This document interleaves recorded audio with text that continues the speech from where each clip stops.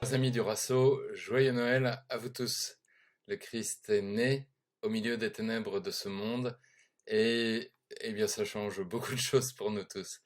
Alors justement, j'aimerais un peu qu'on puisse regarder ensemble ce que ça change, cette fête de Noël. Bon, évidemment, c'est très récurrent tous les ans. Nous avons cela, c'est associé à tout un tas d'autres choses, les rassemblements familiaux, la bonne bouffe en général. Et puis, voilà, les cadeaux, etc. C'est très bien. On va pas jouer les rabat-joie, c'est très bien. Et on a peu d'occasions de se réunir comme ça en famille, avec toutes les générations et tout. Et il faut chérir ces moments-là, même si de temps en temps ça peut frictionner un peu en famille. C'est pas grave. Mettons aussi toute notre énergie à eh bien, être bien là où nous devons être dans ces moments-là. Mais voilà, il faut pas oublier l'essentiel évidemment, qui est la fête de la naissance du Sauveur. Alors on peut avoir un regard un peu extérieur, un peu voilà, à la crèche, on regarde ce qui s'est passé, c'est un peu l'évangile de la nuit de Noël, on nous raconte la nativité du Sauveur.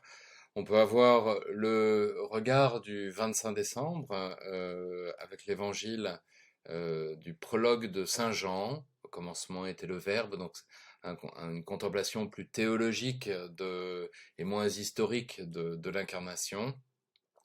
Mais peu importe, il n'y en a pas une qui est meilleure que l'autre, c'est juste deux approches différentes. Alors, moi j'aimerais juste souligner deux choses. D'abord, qu'est-ce que ça change euh, à propos de Dieu, cette incarnation? Qu'est-ce que ça nous révèle du visage de Dieu? Énormément, évidemment. Ça nous dit de ce Dieu, eh bien, qu'il n'a pas peur de s'abaisser. Déjà, quand on contemple dans l'Ancien Testament ce Dieu qui se lie d'amour avec Israël, un peuple rebelle, un peuple petit, absolument pas puissant selon les règles, la conception humaine de la puissance. Bon, un Dieu qui aurait de la gueule, il serait allé à Rome, il serait allé en Égypte, il serait allé à Athènes. Mais Israël, bon, voilà. Eh bien, c'est déjà une sorte d'incarnation qui commence, comme si il y avait un long vol plané de Dieu dans l'histoire, et puis qui arrive au fiat de la Vierge Marie et à Bethléem. Voilà.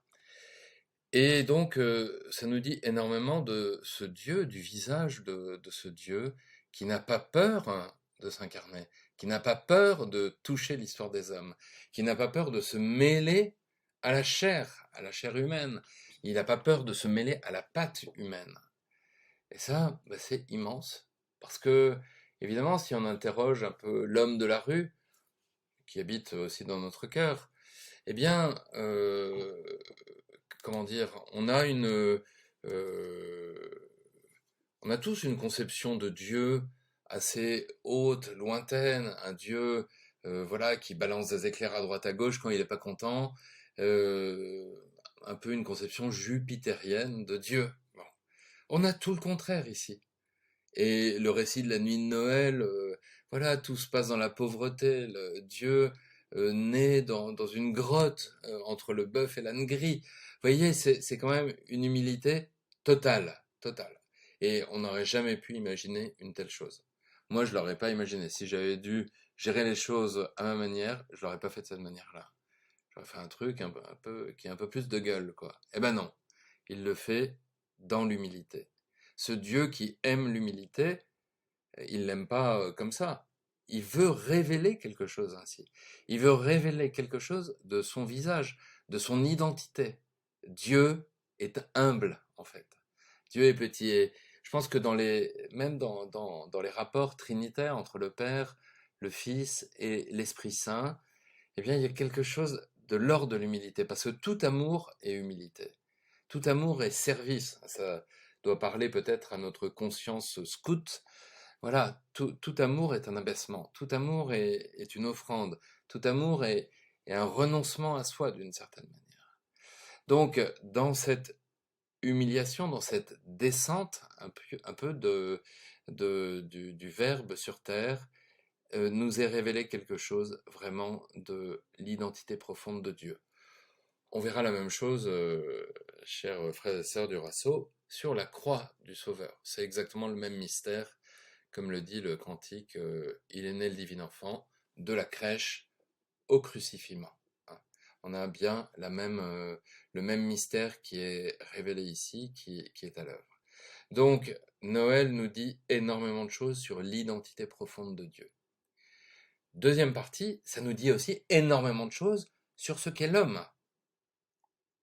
Parce que si Dieu n'a pas honte d'être appelé notre frère, s'il n'a pas honte de venir, de se faire si petit, eh bien, ça nous dit aussi énormément de choses sur l'homme et le mystère de chaque vie humaine.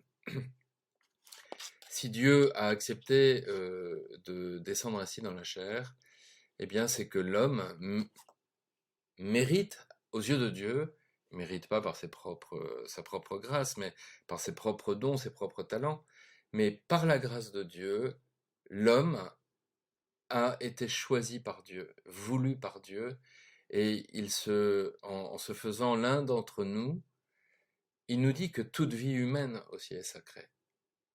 Et combien il est important de le rappeler aussi aujourd'hui, quand on regarde les menaces sur la vie humaine qui sont tellement énormes, du début de la vie, dès la conception jusqu'à la mort, hein, on voit combien le- le- les menaces sont grandes, surtout aux extrémités de cette vie, mais aussi pendant la vie. Hein. Pensons à la manière dont sont traités tant d'hommes et de femmes, tant d'enfants sur cette terre. Je pense aux pays en guerre, aux pays où il y a la famine, etc. Et puis aussi à nos enfants ici, chez nous. Qu'est-ce qu'on leur met, qu'est-ce qu'on peut les maltraiter aussi dans ce qu'on leur apprend, etc. Donc, toute vie humaine est sacrée. Et je crois que le mystère de Noël nous révèle aussi cela.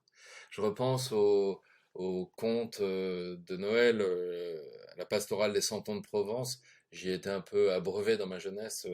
On mettait le disque tous les ans, le disque vinyle de la pastorale des Cent Ans de Provence. Et toutes nos crèches reprennent un peu cette idée, puisque dans les crèches, on représente les différents métiers. C'est un peu comme si Dieu venait aujourd'hui chez nous, vous voyez. Quand on voit la pastorale des Cent Ans de Provence, bah, tous les personnages sont pas à la crèche. Il y en a qui font leur pain, il y en a qui affûtent leurs outils, il y en a qui ramassent le blé, il y en a qui... Bon, il y a vraiment tous les métiers, la condition humaine de l'époque est représentée là, mais c'est très beau. Aujourd'hui, on pourrait imaginer que euh, dans nos crèches, peut-être des personnages nouveaux et qui représentent un peu cette vie sur Terre, qui vit sans savoir que le Verbe vient, parce que en venant, il se cache, enfin, il se révèle autant qu'il se cache. Alors, cette nature humaine qui retrouve une lumière, une splendeur extraordinaire grâce à l'incarnation, nous devons, et c'est un peu le message de Noël pour nous, chrétiens, de le faire rayonner, à la fois de révéler qui est Dieu, ce Dieu qui s'abaisse, et à la fois de révéler eh bien, la noblesse aussi de toute vie humaine. Euh, et là, eh bien, il y a du travail pour nous, et pour nous, vieux scouts, vieilles guides, on a du travail aussi à faire pour faire grandir aussi cet amour pour les plus petits sur cette terre.